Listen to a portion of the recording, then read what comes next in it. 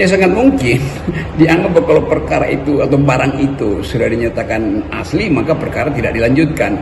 Tetap akan ada protes bahwa enggak, mungkin Roy Suryo CS juga merasa bahwa nggak apa-apa dia dipenjara karena menuduh membuat fitnah.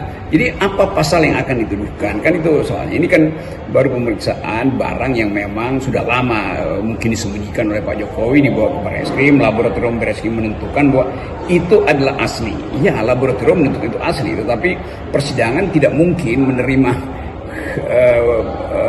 kesimpulan itu sebelum diperiksa prosedur hukum acaranya. Kan kita mesti lihat dua hal yang berbeda. Benda yang asli itu bisa aja benda yang asli, tapi bukan benda itu yang dimaksudkan di dalam perdebatan tentang asli tidaknya kepemilikan. Sekali lagi, kepemilikan dari barang itu tetap harus masuk ke pengadilan, dan ranah itu sudah mulai diproses. Ya kita tunggu sebetulnya bagaimana kesaksian pengadilan akhirnya harus memanggil sedemikian banyak orang untuk diperiksa kembali itu apakah prinsip-prinsip kejujuran itu ada pada saksi, apakah betul ini adalah delik yang di dalamnya ada unsur pidana atau sebetulnya ini adalah persaingan politik aja. Kan itu yang mesti dilihat, bukan sekedar di dalam pengadilan tapi di dalam wacana publik. Karena Jokowi memang dari awal dicurigai perilaku buruknya yang suka berbohong, kan itu juga yang mesti diperhatikan. Jadi publik akhirnya menganggap bahwa bahkan barang yang asli bisa dia sebutin bohong, atau yang bohong itu justru yang dia bawa ke pengadilan. Nah, itu ke Barreskrim misalnya. Jadi sekali lagi ini masih akan berlanjut, belum selesai di situ tuh. Dan itu bagus buat negeri ini, bangsa ini, kalau betul skrutinisasi forensik itu juga terkait dengan upaya untuk membersihkan nama Presiden Jokowi. Tetapi sekali lagi pembersihan nama itu tentu adalah keputusan pengadilan, dan itu yang harusnya dibahas secara akademis atau dibuka sebagai problem. Nah, satu fakta yang barusan diterangkan oleh kepolisian Barreskrim adalah bahwa benda itu asli. Oke. Nanti orang bandingkan apakah itu forensik terakhir atau ada hak dari penggugat untuk membawa soal ke dalam tingkatan scientific analysis yang lebih tinggi, karena peralatan teknologi bertumbuh, mungkin ada laboratorium forensik yang lebih terandal. Jadi sekali lagi ini pengantar untuk memulai kasus ini dibuka di pengadilan.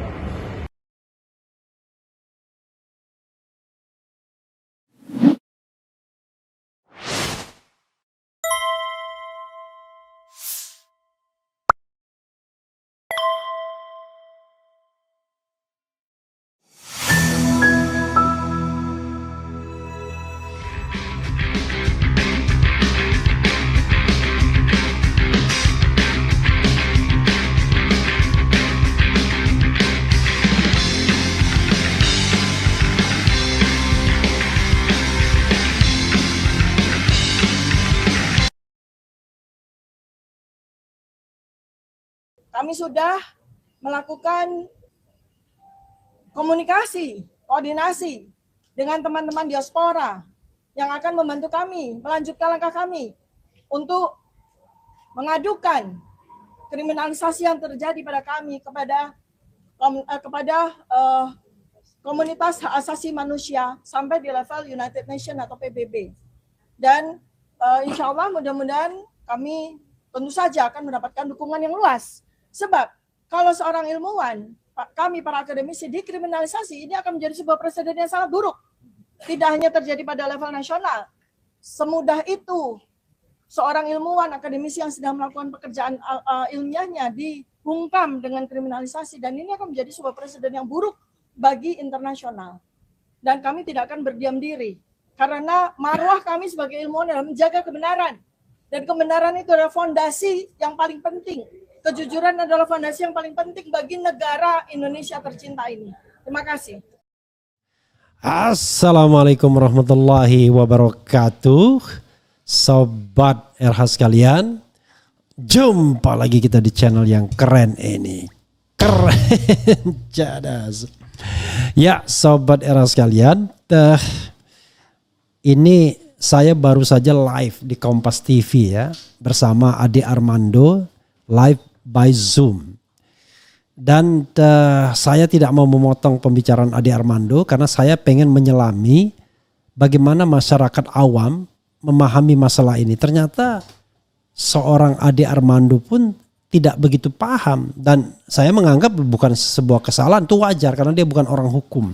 Sehingga argumentasi didasarkan kepada barangkali ya sentimen terhadap, atau bukan sentimen lah, keberpihakan ya, karena sebagai politisi PSI ya dia tentu kalau membela Pak Jokowi wajar, dan kemudian mengkondem Roy Suryo dan kawan-kawan wajar. Tapi senangnya saya di akhir dia bilang bahwa kalau memang Jokowi menipu, ya saya termasuk akademisi yang terbuka, ya harus tadi istilah dia dihukum atau di apa, nggak bisa lewat begitu saja. Nah ini bagus nih. Jadi ada objektivitas. Nah cuma memang dari perbincangan tadi kelihatannya dia tidak paham prosedur atau kasus yang sedang berlangsung ini. Maka saya ingin menjelaskan kepada masyarakat agar masyarakat tidak mislead, tidak ikut-ikutan kemudian mengatakan Roy Suryo harus membuktikan, Dr. Tifa harus membuktikan tudingan mereka, si X harus membuktikan. Lah ini nggak paham mereka ya. Jadi sama sekali tidak ada kewajiban Roy Suryo untuk membuktikan tudingan. Tidak ada kewajiban sama sekali Dr. Tifa untuk membuktikan tudingan. Tidak ada kewajiban Rismon untuk membuktikan tudingan. Lalu kewajibannya di mana? Nah, saya mau jelaskan satu persatu kasusnya. Jadi saudara sekalian, ini ada 3 kasus yang saat ini, ada kasus hukum yang saat ini sedang berproses. Pertama adalah gugatan perbuatan melawan hukum di Pengadilan Negeri Surakarta yang diajukan oleh penggugat tunggal yang bernama Dr. Muhammad Taufik, ya kan? Yang digugat siapa? Yang digugat adalah Jokowi, pihak UGM, pihak KPU Kota Surakarta, dan SMAN 6. Itu 4 pihak yang digugat oleh Dr. Taufik. Saat ini, hari ini sudah memasuki tahap mediasi dan mediasinya deadlock. Nanti kita akan menunggu bagaimana tahap selanjutnya. Apakah bisa lanjut dengan pembuktian atau pengadilan kemudian mengikuti gaya Pengadilan Negeri Jakarta yang meng-NO kasus ini sehingga kita kehilangan kesempatan untuk pembuktian. Nah, seperti pesan Pak Jimli bilang, mudah-mudahan hakim itu bertindak sebagai hakim yang sesungguhnya sehingga kasus ini ya soal ijazah palsu ini itu bisa dibuktikan di Pengadilan Negeri Surakarta dalam gugatan perdata. Lalu orang mengatakan, Pak Jokowi mengatakan, siapa lagi mengatakan, loh siapa yang menggugat harus membuktikan. Memang iya. Dalam gugatannya Dr. Taufik tentu akan membawa bukti-bukti. Dalam hukum acara perdata itu ya, bukti itu, alat bukti itu ya, ada yang namanya surat, ada yang namanya saksi, persangkaan, pengakuan, dan sumpah.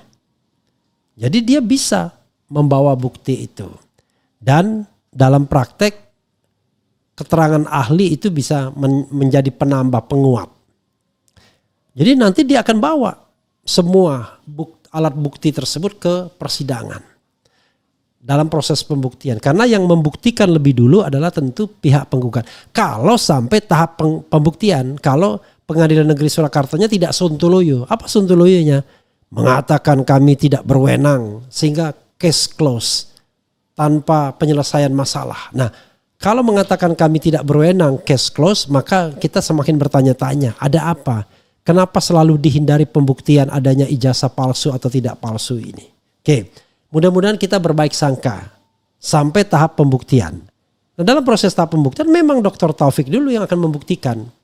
Nanti barulah pihak tergugat itu disuruh membantah. Ya.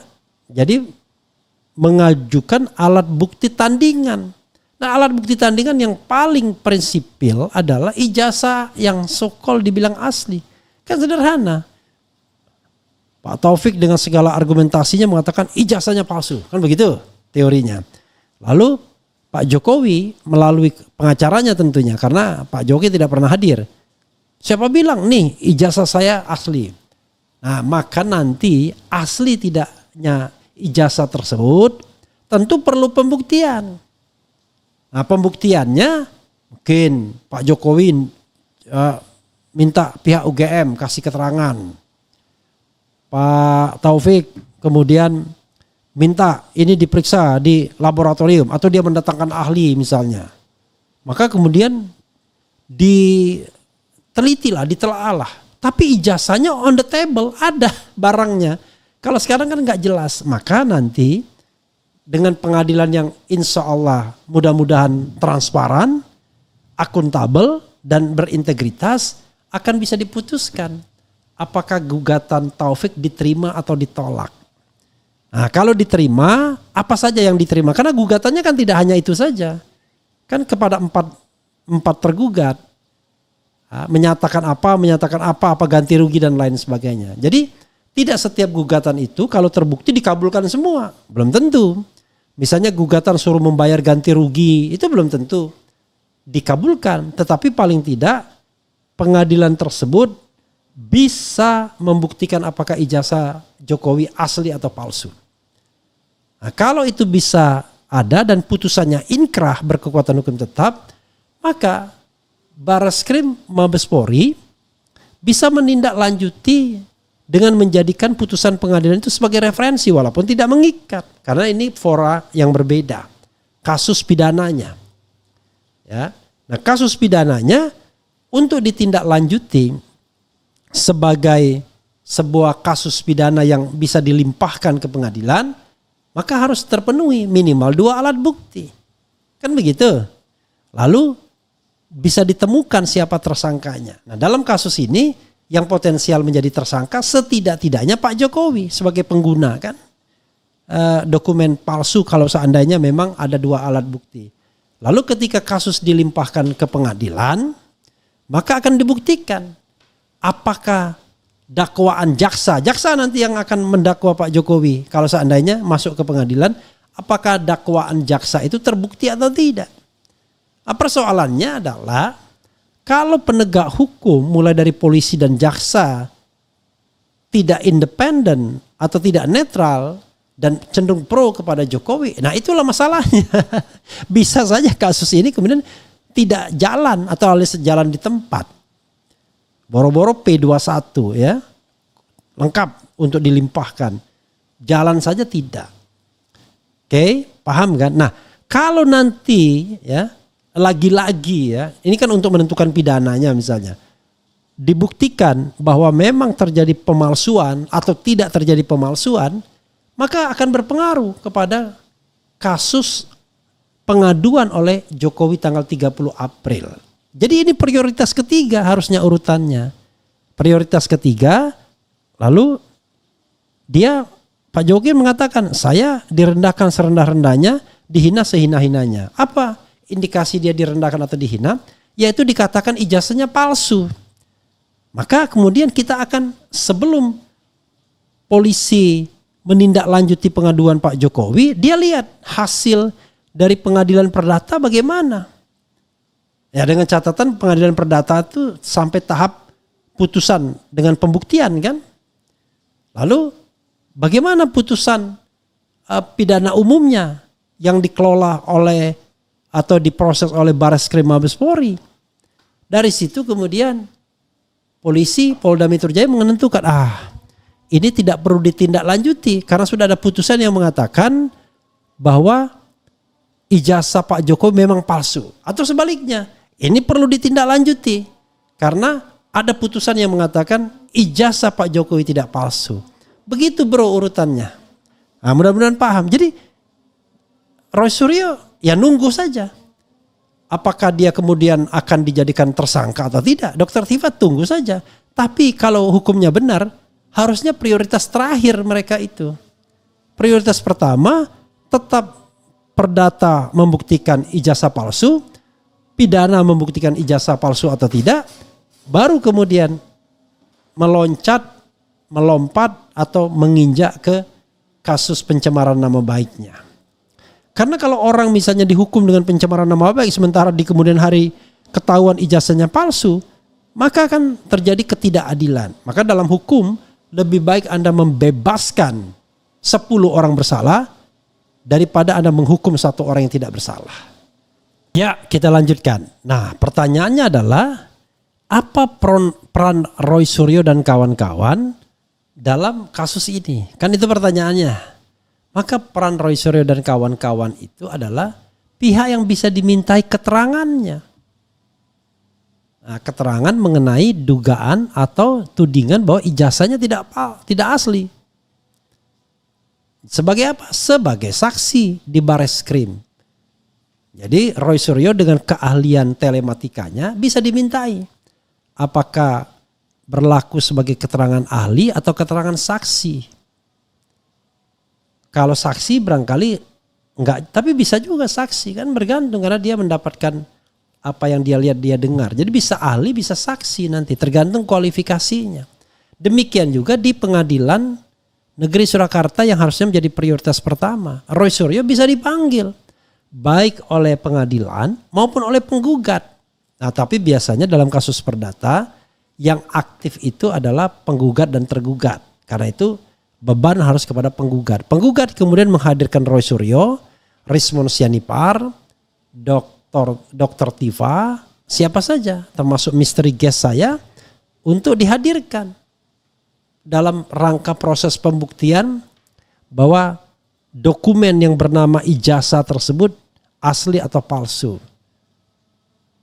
Tapi syaratnya adalah dokumennya itu harus put on the table. Kalau dokumennya tidak ada, bagaimana ahli ini bisa memberikan keterangan? Kan begitu. Jadi dokumennya harus ditunjukkan. Jadi hakim harus memerintahkan dokumen dihadirkan. Walaupun ini gugatan perdata, tapi tetap saja pihak tergugat harus menghadirkan dokumen. Karena pihak tergugat kan harus memberikan keterangan, bantahan kan.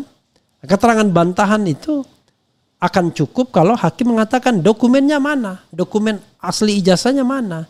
Anda ngomong tentang UGM, tentang teman kuliah dan lain sebagainya. Nanti dulu mana ini. Nah, dari situ kemudian dokumen asli itulah yang bisa diuji oleh para ahli. Kan begitu.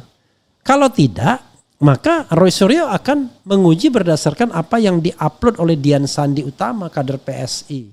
Demikian juga Dr. Tifa, demikian juga Rismon. Apakah itu salah dokumen itu? Belum tentu karena tidak dibantah. So far kan tidak dibantai bahwa itu salah. Itu bukan dokumen aslinya.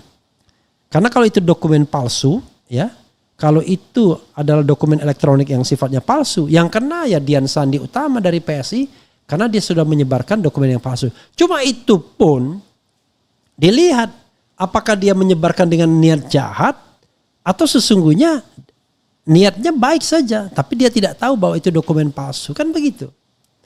Jadi tidak bisa lantas dikenakan langsung ujuk-ujuk pasal 32 dan 35, terutama 32 misalnya atau 35. Jadi begitu sobat era sekalian, ya. Di Bareskrim begitu juga. Nah, ini di masyarakat terutama oleh pendukung Jokowi, dibalik Roy Suryo harus membuktikan tuduhannya. Loh, kok Roy Suryo yang dia tidak menggugat Jokowi secara perdata? Dr. Tifa harus membuktikan. Yang harus membuktikan itu Dr. Taufik dan itu akan dilakukan sama dia. Dengan mengajukan dia gugatan perdata perbuatan melawan hukum, dia sudah siap tentu dengan proses pembuktian seandainya hakim tidak sontoloyo. Kalau hakimnya sontoloyo mengatakan kami tidak berwenang, maka kemana lagi kita bisa membuktikan ijazah ini palsu atau tidak. Karena yang namanya forum perdata itu jauh lebih bermartabat karena tidak ada yang duduk sebagai terdakwa. Anda bayangkan kalau misalnya forum tiba-tiba yang duduk sebagai terdakwa itu Presiden Jokowi, kan akan ribet jadinya, akan membuat hal yang bagaimana begitu. Kalau terbukti iya, tapi bagaimana kalau tidak terbukti? Karena itu selesaikan dulu perdatanya. Jangan lompat tiba-tiba yang terdakwanya Roy Suryo tanpa proses pembuktian yang memadai baik perdata maupun pidana umumnya. Begitu saudara sekalian. Jadi para pendukung Jokowi ya Anda juga harus paham dan belajar bagaimana prosedur hukum bekerja. Jangan kemudian pakai logika awam, logika umum. Nah, tadi saya membiarkan Ade Armando, saya ingin menghormati orang ya, karena itu saya tidak potong. Tapi saya paham dia tidak ngerti karena dia bukan orang hukum. Makanya dia awal-awal mengatakan Roy Suryo harus membuktikan karena Roy sudah menuding. Enggak. Ya, justru dalam proses pengaduan itu yang namanya yang namanya Jokowi lah yang kemudian harus memberikan keterangan lebih awal, diperiksa sebanyak-banyaknya terkait dengan pengaduannya. Kan dia yang ngadu duluan diperiksa sebanyak-banyaknya. Nah, karena itu Roy Suryo, karena dia merasa tidak diadukan, ya sebenarnya untuk datang aja dalam hal undangan klarifikasi dalam proses penyelidikan itu sudah terlalu baik sesungguhnya dia. Harusnya dia nggak perlu datang tuh. Tapi oke lah, bagaimana kemudian orang diundang untuk undangan klarifikasi tetapi dia dibidik untuk dijadikan tersangka, dicari celah-celahnya. Karena rupanya penyelidik atau penegak hukum nggak berani langsung mengatakan bahwa Roy Suryo, Rismond, Dr. Tifa, Egy Sujana dan Kurnia sebagai tersangka. Padahal sudah disebutkan inisialnya oleh Yakub Hasibuan yang tidak lain adalah kuasa hukum dari Pak Jokowi. Begitu saudara sekalian ya. Ya mudah-mudahan paham dengan ini. Jadi jangan ikuti Roy Suryo harus buktikan, Roy Suryo harus buktikan. Enggak ada. Roy Suryo itu sekarang sedang menunggu apakah dia akan dikriminalkan dengan dijadikan tersangka kemudian terdakwa kasus pencemaran nama baik. Padahal kasus pokoknya belum diselesaikan. Belum ada yang namanya sebuah putusan yang betul-betul solid mengenai asli tidaknya ijazah Jokowi. Masa orang dihukum misalnya seperti Bambang Tri dan Gus Nur menyebarkan berita bohong mengenai ijazah palsu Jokowi. Tetapi dalam proses pengadilan yang berita tidak bohongnya kita tidak tahu. Ya. Jadi yang dicari itu adalah kebenaran substantif. Salah satu metode dengan membandingkan ijazah-ijazah lain. Sekarang pertanyaannya adalah Anda yakin ijazah-ijazah lain itu tidak direproduksi, tidak dipabrikasi sama agar sama seperti punya Pak Jokowi? Kan segala kemungkinan bisa terjadi. Oke. Lalu kita bicara kemungkinan-kemungkinan, ya kan? Oke. Biar kita terang nih untuk para pemirsa sekalian. Kita bicara kemungkinan-kemungkinan. Kemungkinan pertama, Pak Jokowi memiliki ijazah asli. Dia dapat pada tahun 85 ketika wisuda. Ijazahnya tertanggal 5 November 1985. Itu satu kemungkinan pertama. Oke? Kemungkinan pertama. Karena itu tidak ada keraguan lagi terhadap ijazah itu. Nah, maka orang yang menuding ijazahnya palsu, ya sudah, hadapi saja konsekuensinya yang bergantung Pak Jokowi. Karena ini kan ranahnya delik aduan kan. Karena ranahnya delik aduan, jangan diselundupkan dengan delik umum. Delik aduan. Nah, tergantung Pak Jokowi. Apakah Pak Jokowi mau menindaklanjuti atau dia menarik pengaduan. Maka case close. Wah, itu negarawan dia. Satu. Tapi kemungkinan yang kedua adalah ijazahnya memang palsu. Palsu itu ada beberapa kemungkinan. Ada palsu benar, ada aspal. Aspal asli tapi palsu. Jadi ini kan kita bicara skenario. Bisa saja ijazah itu baru dicetak setelah tahun 85, setelah ribut-ribut. Dan untuk meyakinkan tidak hanya satu cetakannya, banyak. Jadi teman-teman Pak Jokowi dibekali juga ijazah itu. Sehingga ketika dibandingkan sama. Nah, ini dugaan, skenario yang bisa kita pikirkan. Bukan pasti terjadi. Tidak, saya tidak mengatakan itu pasti terjadi. Tetapi sebuah skenario. Kan skenario pertama saya udah katakan ijazahnya asli. Ya kan? Masa ketika ngomong ijazahnya asli, wah senang semua. Begitu ngomong skenario kedua ijazahnya palsu, wah Anda mencemarkan nama baik. Kan gak begitu. Ini kita sedang menganalisis.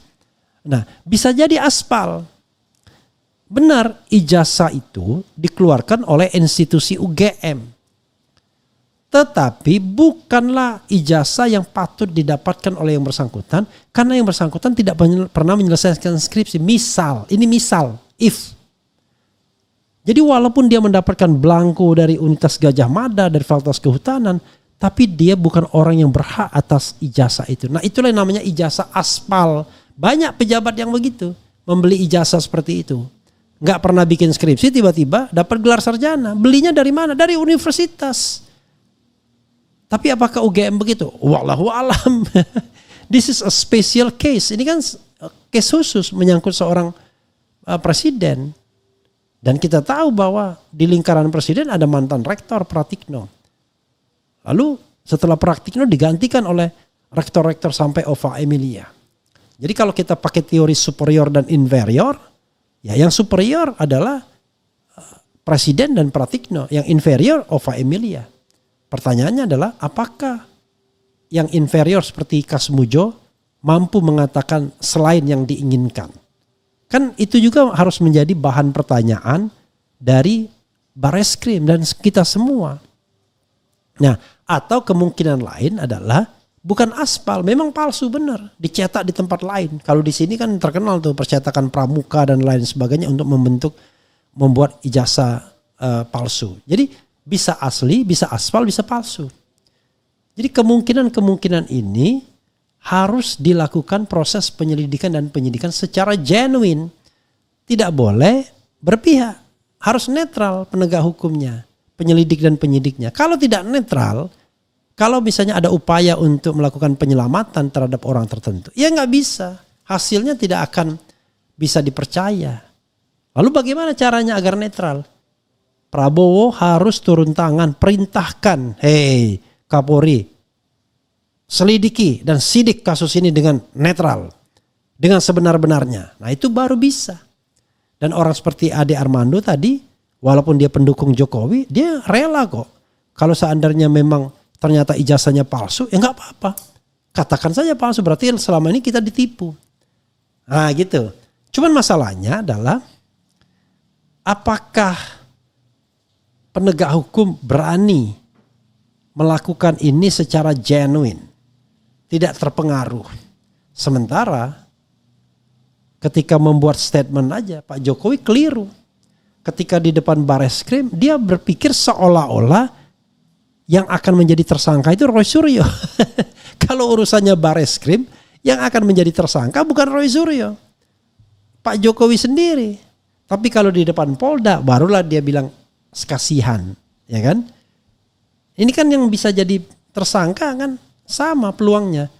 Bisa Roy Suryo, bisa juga Pak Jokowi. Kalau kita bicara tentang sebuah proses penegakan hukum yang benar dan genuine. Karena bukti-bukti untuk mengatakan ijazah itu palsu, itu banyak juga. Sama banyaknya bukti-bukti untuk menyatakan ijazah itu tidak palsu. Ya kan? Bukti yang mengatakan ijazah itu palsu tertuju pada eksistensi ijazah itu sendiri terutama.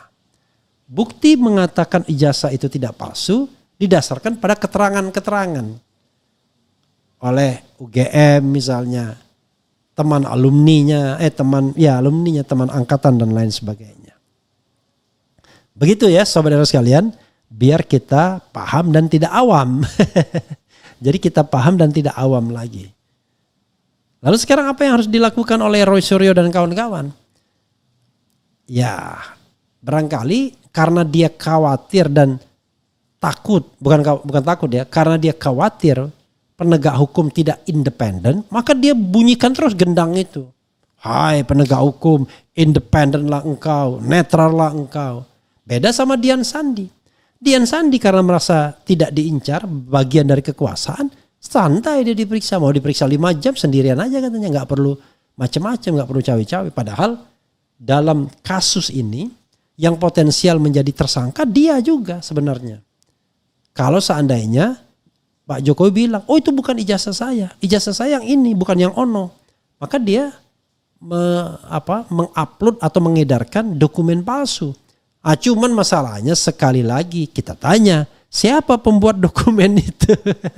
Kalau seandainya bukan itu ijazah Pak Jokowi. Orang itu bisa kena, ya, pemalsuan dokumen juga. Jadi bukan Roy Suryo. Roy Suryo kan hanya menguji apa yang dikeluarkan oleh Dian Sandi. Subject to istilahnya. Sepanjang bahwa itu ijazahnya, maka kata Rismond fake. Jadi sepanjang subject to, paham kan? Tapi kalau bukan itu ijazahnya, ya mari kita sama-sama periksa lagi. Begitu ya saudara sekalian ya. Saya panjang lebar, tapi mudah-mudahan penjelasan ini bisa dipahami ya. Ada gugatan perdata, ada Bareskrim, pidana umum, ada Polda, pidana pengaduan ya. Delik aduan. Jadi begitu sobat era sekalian ya. Oke. Nih, ada yang bilang Handoko yang salah harus dipidana penjara, sederhana dan simpel kan. Ya tergantung foranya. Sekali nggak simpel. Kalau foranya Bareskrim, ya nggak mungkin Roy Suryo dihukum karena yang jadi terdakwa kalau memang prosesnya lanjut pengadilan Pak Jokowi dan orang-orang lain yang potensial siapapun yang membantunya, ya kan? Tapi kalau foranya adalah yang dikerjakan oleh Polda Metro, ya yang potensial tersangka dan terdakwa Roy Suryo dan kawan-kawan. Nah orang protes adalah kok urutannya ini nggak dipatuhi padahal ada Perma nomor 1 1956. Kemudian ada undang-undang tentang perlindungan saksi dan korban. Harusnya orang yang melaporkan adanya tindak pidana itu dilindungi, bukan kemudian malah dikriminalkan. Ya kan? Begitu sobat era sekalian. Saya tidak membacakan ya komentar satu-satu karena kebetulan saya mau maghrib dulu ya, dan nanti kalau soal-soal yang seperti ini kita nanti kita akan bahas dalam kesempatan berikutnya. Itu saja ya. Wassalamualaikum warahmatullahi wabarakatuh. Keren cadas.